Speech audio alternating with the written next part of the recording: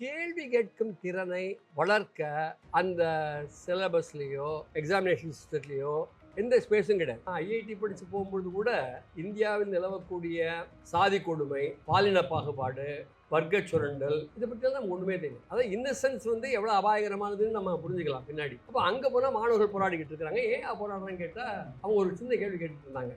எதையுமே ஒரு விமர்சன பார்வையோடு பார்க்க வேண்டும், சொன்ன சொல்லை அப்படியே எடுத்துக்கொள்ளக்கூடாது, அதை ஆய்வு செய்ய வேண்டும் அப்படின்னு சொல்ல ஒரு ஒரு இப்போ நம்ம எல்லாம் சொல்லிக்கிறோம் நம்ம உத்தரத்தை. ஆனால் பண்ணுறோமாங்கிறது ஒரு பெரிய கேள்வி. நான் ஆனஸ்ட்டாக சொல்கிறேன், எனக்கு ரிசர்ச்சை பற்றி ஒன்றும் தெரியாது ஆரம்பத்தில்.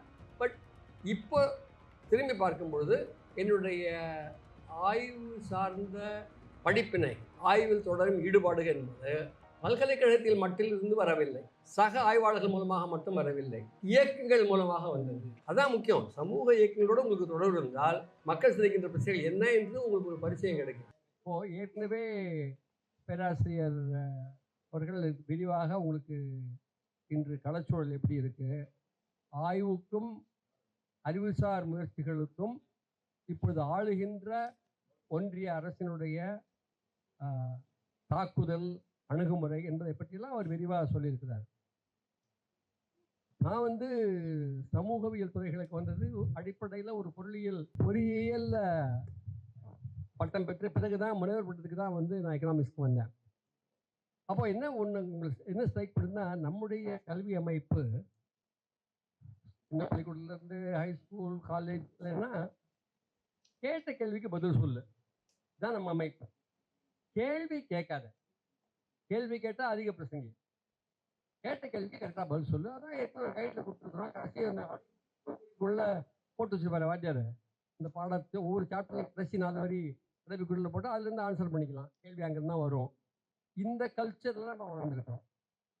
இப்போ மாறி இருக்குன்னு நினைக்கிறேன். நான் சொல்கிறது பழைய காலத்தை ஒரு 50 வருஷத்துக்கு முன்னாடி நல்ல வாத்தியார்கள் தான், அருமையான வாத்தியார்கள். ஆனால் அவங்களுக்கு கொடுக்கப்பட்ட மேண்டேட்டு ஒழுக்கத்தை கற்றுக் கொடுப்பாங்க. பாடத்தை பொறுத்தவரை அந்த புத்தகத்தை பின்பற்றி தான் அவங்க கற்றுக் கொடுத்தாகணும். ஆகவே நம்ம ஐஐடி உட்பட, ஐஐடினா பெரிய இடம், அங்கு கூட கேட்ட கேள்விக்கு பதில் சொல்வது தான் படிப்பின் பண்பாடாக இருந்தது.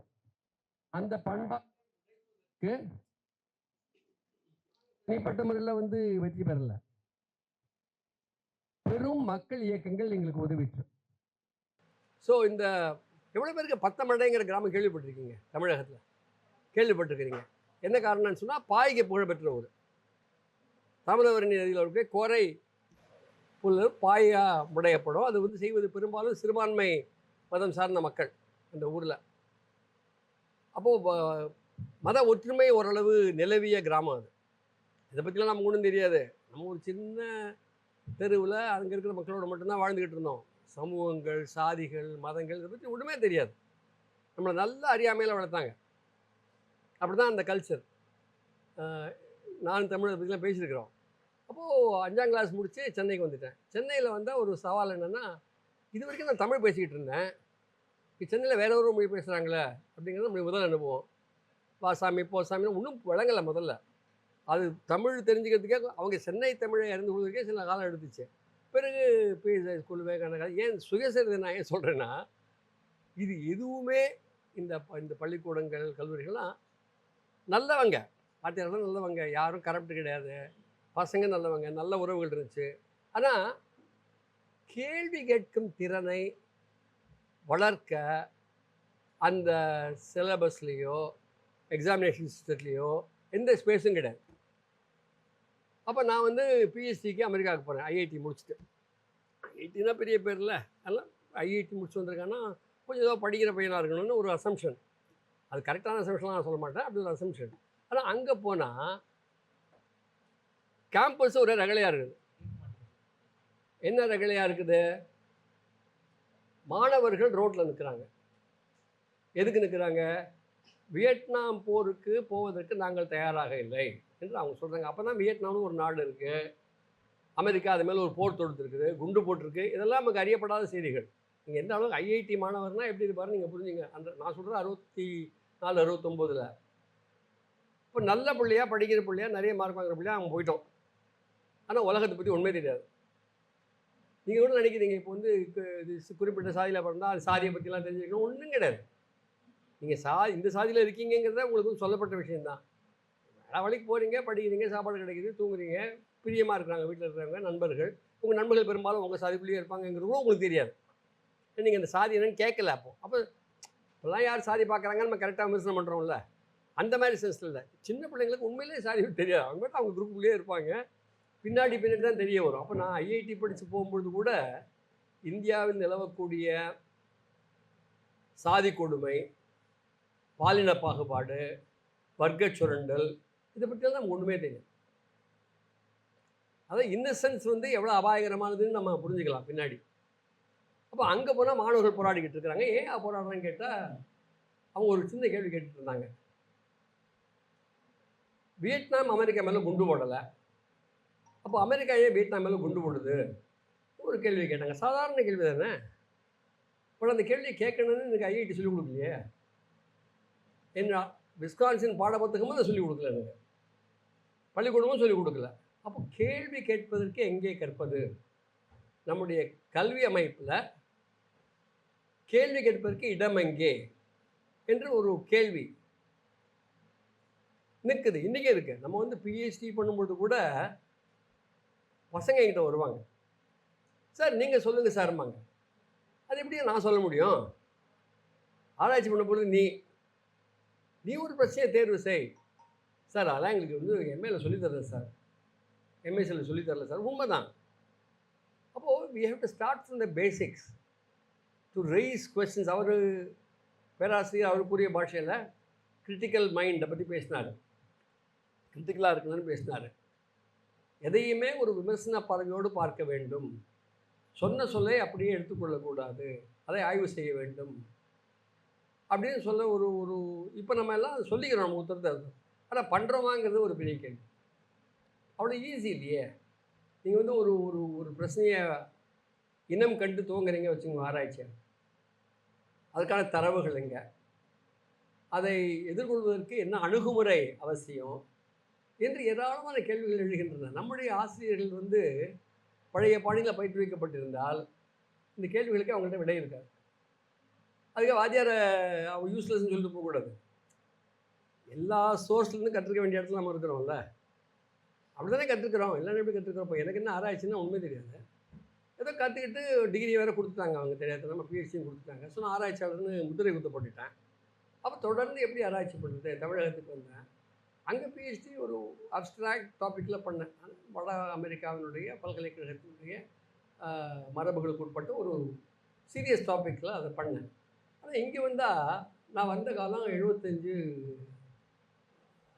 டிசம்பர் 1ஆம் தேதி ஊருக்கு வந்தேன். அது ஏன் டிசம்பர் 1 ஞாபகம் வச்சுருக்கேன்னா, அன்றைக்கி நான் இந்த இந்திய மண்ணில் மீண்டும் தரையிறங்கும் பொழுது தான் 2 நக்சலைட் தலைவர்களை சுப்ரீம் கோர்ட் தீர்ப்படிப்படையில் அவங்க தூக்கிலிட்டாங்க.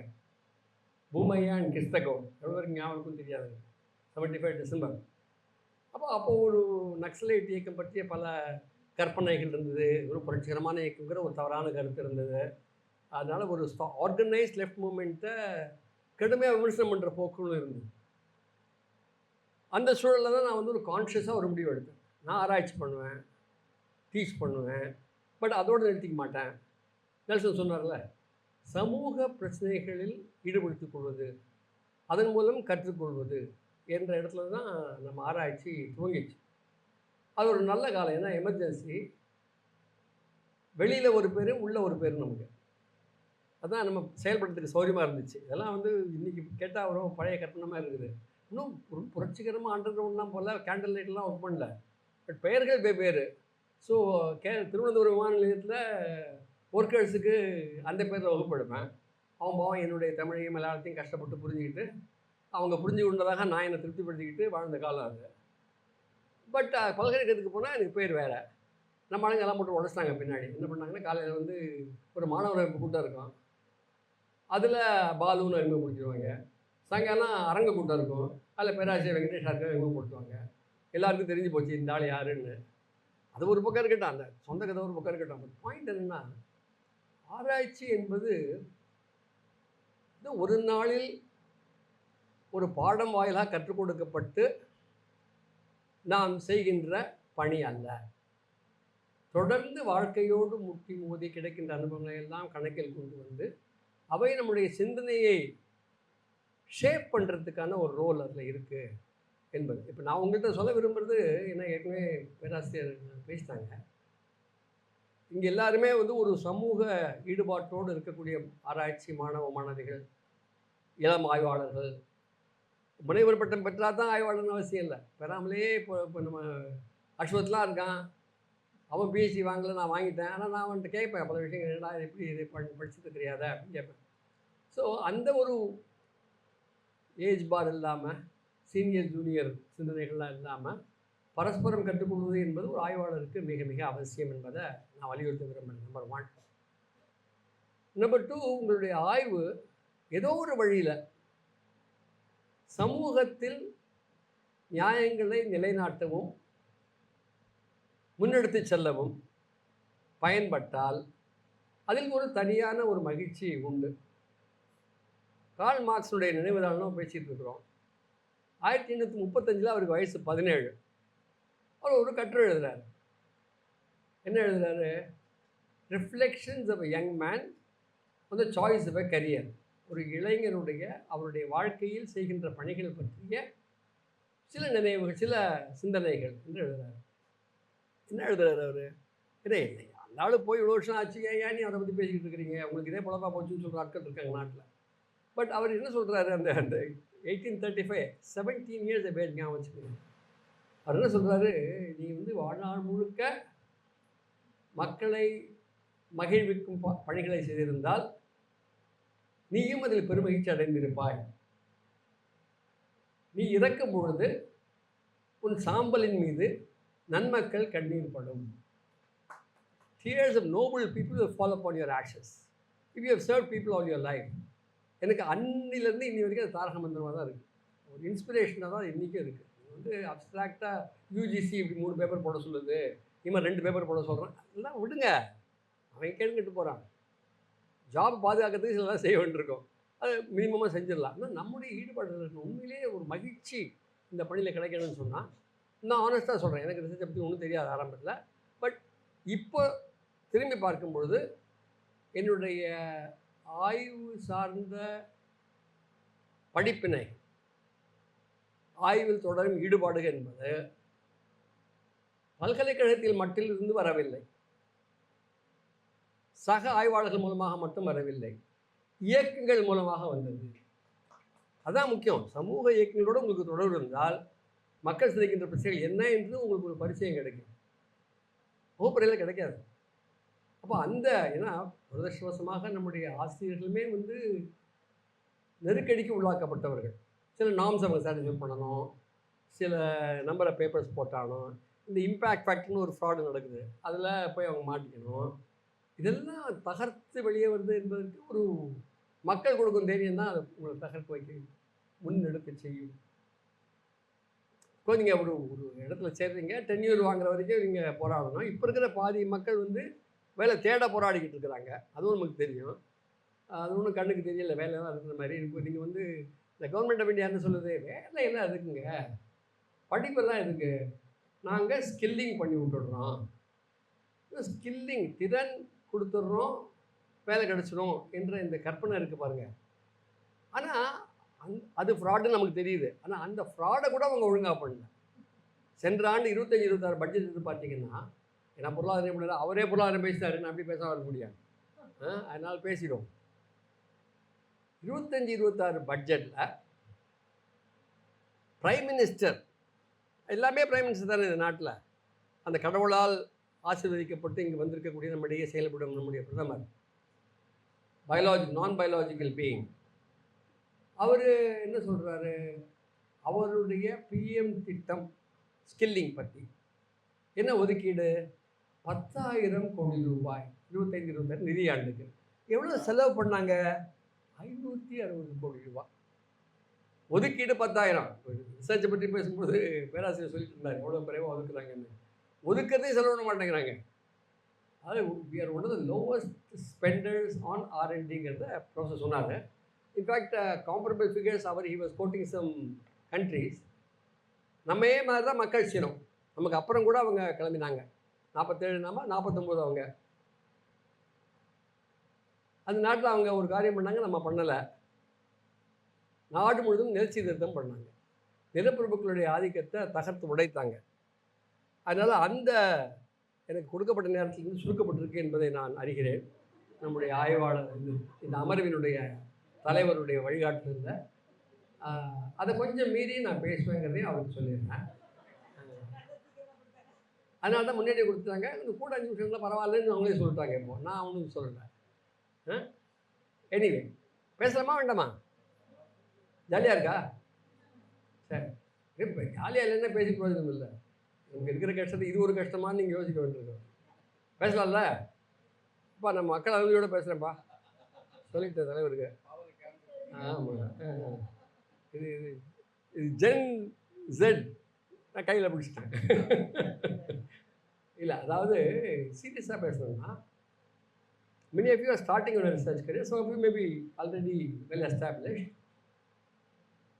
but wherever you are, ஒரு sustained research career என்பது நீங்கள் ஒன்லி ப்ரொமோஷன்ஸ் ரெக்கக்னிஷன்ஸ் என்று மட்டும் பார்த்தீங்கன்னா ஜனங்களை பற்றி நீங்கள் கவலைப்பட வேண்டாம். எங்கே பப்ளிஷ் பண்ணுமோ அங்கே பப்ளிஷ் பண்ணிகிட்டே இருக்கலாம். யாரை பிடிச்சா அடுத்தடுத்த போஸ்ட் கிடைக்குமோ அவங்களை பிடிச்சிக்கிட்டு இருக்கலாம். அது ஒரு வாழ்க்கையாங்கிற கேள்வி நான் கேட்க விரும்புகிறேன். எனக்கு அது வாழ்க்கையாக தெரியல. ஒரு மனித வாழ்க்கைன்னு சொன்னால் மானுடத்தை முன்னேற்றணும் இல்லை, இல்லாட்டா அது மனித வாழ்க்கை இருக்குது, அதுக்கு மனிதம் அல்லாத வாழ்க்கையாக வாழ்ந்துட்டு போயிடலாம். ஒரு மனித வாழ்க்கைன்னு அவர் சொன்னார். ஆந்த்ரோபாலஜி, நம்ம பேஷனேட்டாக தாமோதரன் சொன்னார். ஆந்த்ரோபாலஜி மானுடவியல். ஸோ மானுடவியல் துறையில் நம்ம நிகழ்ச்சி நடத்திட்டு இருக்கிறோம். அவங்களுக்கு ஒரு நன்றி சொல்லணும். பட் நாம் அனைவரும் சராசரி ஆய்வாளர்களைப் போல் அல்ல என்ற ஒரு உறுதிமொழியை நாம் இன்னைக்கு நமக்குள்ளே எடுத்துக்கணும். என்னுடைய ஆய்வு காலத்தில் ஜனங்க பிரச்சனைகள் மீது நான் ஆய்வு செய்வேன். அது ஆய்வு செய்வது பேப்பர் போடுறதுக்காக இல்லை, அந்த பிரச்சனைகளுக்கு தீர்வு காண்பதற்கு வழிகளை தேடுவேன். என்னால் மட்டும் முடியாதுன்னு எனக்கு தெரியும். கூட்டாக அந்த தீர்வுகளை தேடுவோம். அதற்கான இயக்கங்களோடு எங்களை இணைத்துக் கொள்வோம். தனியாகவும் சுதந்திரமாகவும் ஆய்வாளராகவும் இருப்போம், ஆனால் இயக்கத்தோடு இணைந்து பணியாற்றுவோம். இந்த வாய்ப்பு எல்லா நாடுகளையும் கிடைக்காது. இன்றைக்கு ஒன்றிய அரசு நம்முடைய வெளியை பெருமளவுக்கு சுருக்கிய பிறகும் கூட இந்த வாய்ப்பே இல்லைன்னு நான் சொல்ல மாட்டேன். இப்போவும் நாம் களமாட முடியும், இப்போவும் சில பணிகளை நாம் செய்ய முடியும், இந்த அமைப்புக்கு உட்பட்டும் கூட என்ற ஒரு நம்பிக்கையோடு நம்ம செயல்படணும். இல்லைன்னா ஒன்றுமே பண்ண முடியாது. அப்போ ஒரு ஒரு சோம்பேறித்தனத்துக்கான ஸ்பேஸாக அது ஆகிடக்கூடாது. இப்போ எனக்கு என்ன பண்ணுதுன்னா, நீங்கள் எல்லாருமே இப்போ நம்ம அமைப்பு அமைச்சிருக்கிறோம் சிஆர்டின்னு, அவசியம் இணையுங்கள், உங்களுடைய ஆய்வுகளை பகிர்ந்து கொள்ளுங்கள், அதில் பகிரப்படுகின்ற ஆய்வுகளை படியுங்கள், அதன் மீது உள்ள விமர்சனங்களையும் பகிர்ந்து கொள்ளுங்கள். அவ்வப்பொழுது நம்ம கருத்தரங்குகள், இந்த மாதிரி ஆன்லைன் செமினார்ஸ் நடத்தலாம், ஃபிசிக்கல் செமினார் நடத்தலாம். இந்த செமினார் நடத்துறதுக்கு எவ்வளோ பெரிய முயற்சியை எங்களுடைய இடம் தோழர்கள் பண்ணாங்கன்னு எனக்கு தெரியும். ஈஸி இல்லை ஒரு இடம் கிடைக்கிறது. தாமோதர் மாதிரி நண்பர்கள் இருந்தாங்க, இந்த இடம் கிடச்சிது. அதான் பெரிய தடைகள் ஏராளமாக இருக்குது. சென்னையில் நாங்கள் ஒரு பொது நிகழ்ச்சி, நீங்கள் தமிழ்ச்சொல்லை கேளுங்க, என்னை கேளுங்க, சமூக விஞ்ஞான கழகத்தில் ஒரு பொது நிகழ்ச்சி நடத்த ஒரு அரங்கை பெறணும்னா அம்பானிகிட்ட போய் தான் காசு வாங்கணும் போடுறது. அந்த மாதிரி எட்டாக்கனியாக ஒவ்வொரு ஸ்பேஸையும் ஆக்கிட்டு இருக்கிறாங்க. நீங்கள் இது ஒரு silent imposition of the views of the rich and silencing of the views of the poor. இதுதான் நீங்கள் புரிஞ்சுக்கணும். அப்போது ஆய்வுன்னு செய்யும்பொழுது நாம் ஆய்வு என்பது ஒரு ப்ராபகண்டா இன்ஸ்ட்ருமெண்ட்டாக இருக்க முடியாது. அதுக்கு ஒரு நேர்மை இருக்கணும். Rooted in science, rooted in truth, using data. அதில் ஒரு கூடுதல் சவால் நம்முடைய கான்டெக்ஸ்டில் அஃபிஷியல் டேட்டா இன் இந்தியா ஒரு அரசு பிரச்சார கருவியாக மாறிவிட்டது என்ற ஒரு கவலையோடு பார்க்க வேண்டியிருக்கு. பொருளியலில் நான் சொல்ல முடியும். இப்போ ஜிடிபி, இவன் சொல்கிற ஜிடிபிக்கும் இந்திய நாட்டினுடைய உற்பத்தி விவரங்களுக்கும் இருக்கின்ற தொடர்பு தொடர்ந்து குறைஞ்சிக்கிட்டே போகுது. அப்போ ஜிடிபியை படம் காட்டி அவங்க இந்த மாதிரி இந்தியா அவ்வளோ வேகமாக வளருது, உலகத்திலேயே நம்ம ஃபாஸ்ட்டாக வளரணும் என்ற கதையெல்லாம் அவங்க சொல்லிட்டு இருக்காங்க. நம்ம டிஸ்ட்ராக்ட் ஆகக்கூடாது. இப்படி தினசரி பேப்பரில் ஏற்பட்ட செய்திகள் நானும் பார்க்குறேன். நமக்கு ஒரு பெரிய டிஸ்ட்ராக்ஷன் சமூக ஊடகங்கள்.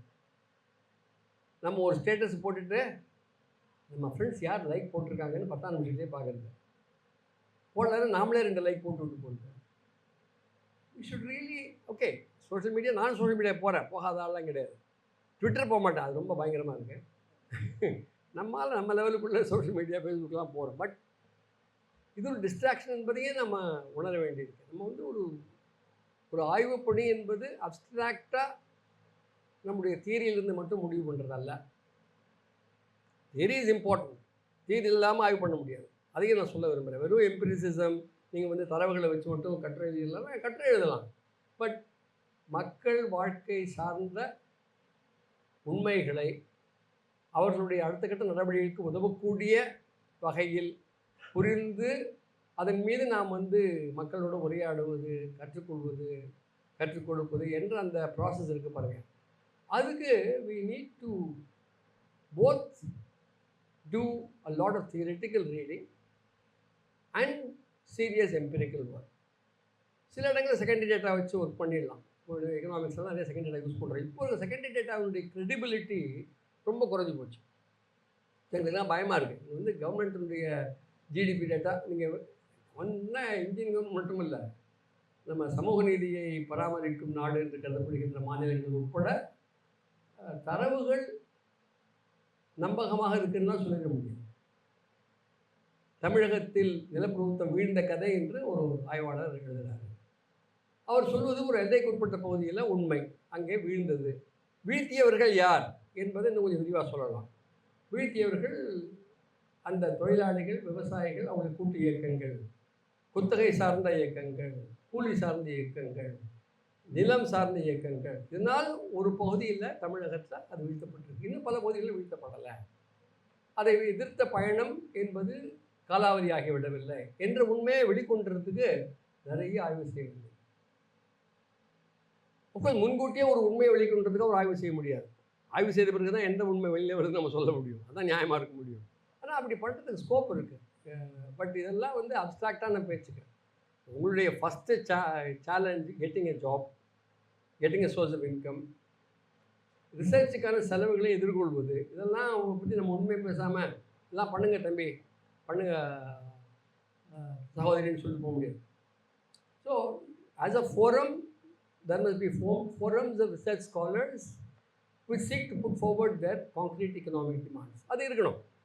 பட் இந்த நம்ம சிஆர்டியை பொறுத்தவரையில் உங்களுடைய ஆய்வுகளுக்கு, ஆய்வு முயற்சிகளுக்கு எந்த வகையில் உதவ முடியும் என்ற உங்களுடைய கருத்துக்களை ஷேர் பண்ணுங்கள். இயன்ற அளவிற்கு இந்த அமைப்பு அதற்கான ஒரு முயற்சியை மேற்கொள்ளும். எல்லா பிரச்சனைகளுக்கும் விடை எங்கள்கிட்ட இருக்குன்னு யாருமே சொல்ல முடியாது. நாங்கள் கட்டாயம் சொல்ல மாட்டோம். ஆய்வாளர்னால் எங்களுக்கு விடை இல்லை என்று தான் ஆரம்பிக்கணும். கேள்விகள் நிறைய இருக்குது, விடைகள் இல்லை, அதுதான் ஆய்வு. எல்லாருக்குமே விடை கிடச்சிச்சுன்னா அப்புறம் எதுக்கு ஆய்வு? ஸோ ஆய்வு என்பதே கேள்விகள் இருக்கின்றன, விடைகள் இல்லை, அவற்றை தேடுகிறோம். அந்த தேடலில் எங்களுடன் பங்கேற்க உங்களையும் அழைக்கிறோம். ஆனால் நான் என்ன சொல்ல விரும்புகிறேன்னா, அது எளிதான விஷயம் அல்ல. Research is serious business. It requires some commitment to rigor. ஒரு லாஜிக்கலாக, அனலிட்டிக்கலாக, இதில் என்ன சேலஞ்ச் வருதுன்னா, இப்போ நீங்கள் இது கூட I'm an economist by definition. I can say I'm an engineer also. In fact, I'm neither. I'm an activist who also happened to be trained in certain disciplines. But that doesn't give me the ultimate right to say this is the truth. அதுக்கு களத்தில் தான் சொல்ல முடியும். களத்தில் பல போராட்டங்கள் நம்ம நடத்துகிறோம். சிலது வெற்றி பெறுது, சிலது வெற்றி பெறல, பரிசீலனை பண்ணுறோம், கற்றுக்கிறோம், அடுத்து முன் செல்கிறோம். இதை பற்றிய ஊடக விமர்சனங்கள்லாம் பார்த்துக்கிட்டிங்கன்னா நீங்கள் வேலையை செய்ய முடியாது. ஊடகங்கள் வேலையே இயக்கங்களை கவுத்து விடுவது. அதனால் வந்து நீங்கள் as a researcher you should not get distracted by all the noise around you. You should have a clear theoretical understanding. அப்படி ஒரு தியரிட்டிக்கல் அண்டர்ஸ்டாண்டிங் என்னை பொறுத்தவரையில், இன்றைக்கி மார்ச் 14th பேசுகிறோங்கிறதுனால நான் சொல்லலை, என்னுடைய தியரிட்டிக்கல் ஃப்ரேம் ஒர்க்கை உருவாக்கி கொடுத்தது, இன்ஸ்பயர் பண்ணது நீண்ட காலம் முன்பு இறந்துவிட்ட மாமேதை கார்ல் மார்க்ஸ் தான். அவரை படித்து தான் நான் வந்து சமூகத்தை பற்றி தெரிந்து கொள்ளனால முடிந்தது. இன்றும் அவருடைய பாடங்கள் நமக்கு உதவியாக இருக்குது. ஆனால் அவரோட நிற்க முடியாதுல்ல. அது அடுத்தடுத்து வரக்கூடிய மாற்றங்களை நம்ம வந்து சுவீகரிக்க வேண்டியது. மார்க்சிய இயக்கம் ஒன்று தான் எங்களுக்கு கடவுள்கள் யாரும் இல்லைன்னு சொல்லுது. அது அம்பேத்கராக இருக்கலாம், பெரியாராக இருக்கலாம், மார்க்ஸாக இருக்கலாம். இவர்கள் எல்லோரும் அறிஞர்கள். யாரையும் நாங்கள் வழிபடுவதில்லை, எல்லோரிடமிருந்தும் கற்றுக்கொள்ள முனைகிறோம் என்பதுதான் நம்முடைய நிலைப்பாடாக இருக்க முடியும். ஆனால் மார்க்ஸ் வந்து நிறைய கற்றுக் கொடுத்துருக்காரு. என்னுடைய பல படைப்புகளில் முதல்ல ஆங்கிலத்தில் எழுதின ஒரு புத்தகம் கார்ல் மார்க்ஸுடைய வால்யூம் 1 ஆஃப் கேபிட்டலில் புரிஞ்சுக்கிற மாதிரி எழுதுறதுக்கு ஒரு முயற்சி பண்ணேன். எவ்வளோ புரிஞ்சுதுன்னு இங்கே என்னுடைய விக்டிம்ஸ் தான் சொல்லணும். இந்த புக்கை வாங்கி படித்த நண்பர்கள்லாம் இங்கே இருக்கிறாங்க. படித்தாங்கன்னு நான் நம்பிக்கிட்டு இருக்கிறேன். அந்த நண்பர்கள்லாம் இங்கே இருக்கிறாங்க. கடினமாக இருந்திருக்கும்னு நினைக்கிறேன். பட் ஸ்டில் தட் இஸ் அந்த I wrote a book call Marxian political economy. எனக்கு அது ஒரு மிகப்பெரிய படிப்பினையாக இருந்துச்சு. How does mark do research? How does the articulate is arguments? நீங்கள் தயவு செய்து if you want to do research, one place to start. எவ்வளோ பேர் இதை பண்ணுவீங்கன்னு தெரியாது. நான் I also have to watch my time because எங்கள் ரேவதி இங்கே இல்லை, இருந்தாலும் திடீர்னு வந்துடுவாங்க. ஐயோ இருக்கீங்களா? சரி சரி, பரவாயில்லப்பா, கொஞ்சம் இருங்க. மார்க்ஸுடைய க்ரூண்ட்ரீஸே என்ற புத்தகத்தில் ஒரு ஜென்ரல் இன்ட்ரடக்ஷன் இருக்குது. 1973 Pelican paperback, Martin Nicolaus edited. அதில் Marx has a general introduction chapter. அந்த ஜென்ரல் இன்ட்ரடக்ஷனில் அவன் he explains what is is research method. Brilliant document, difficult but worth reading. Because you can read my book also, which is a hand-me-down kind of simplification. Rigorous but simpler. அதில் அவர் சொல்லுவார் என்னென்ன எப்படி proceed பண்ணணும் அப்படிங்கிறத சொல்லுவார். அதில் தான் இந்த மெட்டீரியல் பேசிஸ் என்பதை கிளாரிஃபை பண்ணுறார். What do you mean by material basis? How does that is ஒரு I'm going to finish with this. Very simple way. வந்து the world around you exists, இல்லையா? You do research on it, correct? The world continues to exist, right? நீ கண்ண முடிக்கிட்டு இந்த உலகம் எல்லாம் போயிடுமா? போகாது. So elementary instinctively we are all materialists. இன்னும் கண்ண முடிக்கிட்டால் உலகம் காணாம போகாது. படிக்காட்டால் பரிசையில் மார்க் வாங்க முடியாது. எல்லாம் அவன் சாமிக்கும் தேங்காய் உடைக்கலாம். பட் படிச்சுறது நல்லது, ஒரு இன்சூரன்ஸ் மாதிரி. தேங்காய் இன்சூரன்ஸு, படிக்கிறது பரிசைக்கான தயாரிப்பு. நம்ம எல்லாம் அந்த லெவலில் தான் அப்ளை பண்ணிட்டு இருக்கிறோம். So we do understand that material conditions determine our existence. They also determine our consciousness. இதுதான் மார்க்ஸுடைய பேசிக்ஸ். இந்த இடத்துல இந்த புள்ளியில் துவங்கி of course consciousness may independently act on material reality, not when it is the consciousness of an individual. When it becomes the consciousness of the masses, of a social force, then it can transform reality. அந்த நம்பிக்கையில்தான் நாங்களாம் இயக்கத்தில் இருப்போம். அந்த நம்பிக்கையோடு நாங்களாம் இருக்கிறோம். மாற்றம் வரல. நாங்கள் விரும்பிய மாற்றங்கள்லாம் அவ்வளோ வேகமெல்லாம் வராது. வருது, அடிபடுது, போகுது, விழுறோம், எழுந்திருக்கிறோம். அதான் ஆராய்ச்சியும், அதான் உலகம், அதான் நம்முடைய வாழ்க்கையும். அந்த முறையில் நீங்கள் வந்து எங்களோடு இந்த ஆய்வு பணிகளில் இணைந்து நாம் பரஸ்பரம் கற்று மக்கள் தொண்டை முன்னெடுத்து செல்வோம் என்று கூறி வாய்ப்புக்கு நன்றி விடைபெறுகிறேன்.